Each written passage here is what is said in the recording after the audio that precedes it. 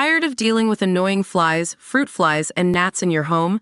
The Zevo Flying Insect Trap is your ultimate solution. Don't wait.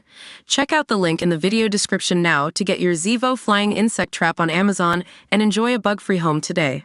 Rescuers searching for the 6 people thought to be trapped inside the sunken Bayesian yacht are sending in an underwater robot to help scour the wreck. Divers have been hampered by time crunches, narrow entrances and floating debris on the boat as they battle to get inside the cabins where they believe the 6 people are.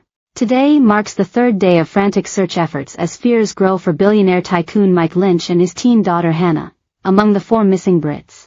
The 184 feet Bayesian sunk was struck by a twister-like waterspout during extreme weather early on Monday morning and sank some 164 feet to the bottom of the sea.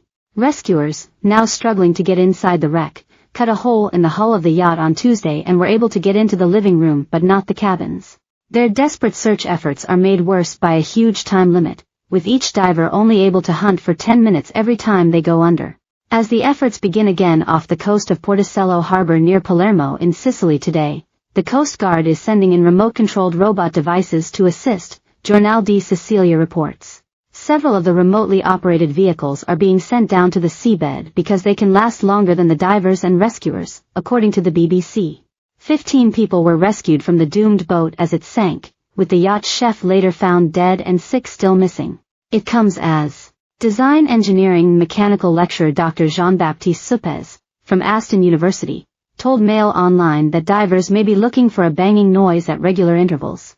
He even compared the Bayesian wreck to the doomed Titan submarine which imploded last year, saying the same technique was used by divers working to find those who went missing then as well.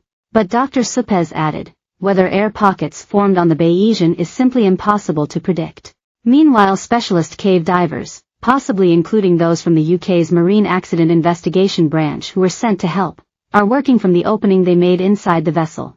Some had to smash a hole in the 3 cm thick porthole window on Tuesday to get into the boat. Patrol boats and helicopters are also at the scene assisting with the search. The Italian Coast Guard has vowed not to give up until it finds the 6 people feared dead inside the sunken yacht. Spokesman Vincenzo Zagarola said of the missing 6 yesterday, "We think they are still inside the boat. That is our very hard idea.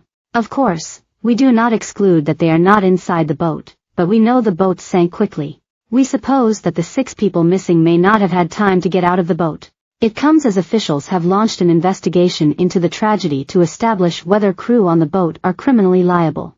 One expert at the scene in Sicily told reporters an early focus would be on whether the access hatches into the vessel were closed before the tornado struck.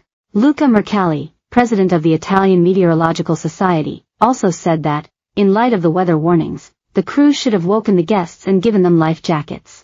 Prosecutors will also examine whether measures such as the use of yacht's retractable keel, which adds extra stability and acts as a counterweight to the large mast, were deployed. Ambrogio Cartosio, the chief prosecutor of Termini Imerese, and his team are expected to begin interviewing the 12 survivors.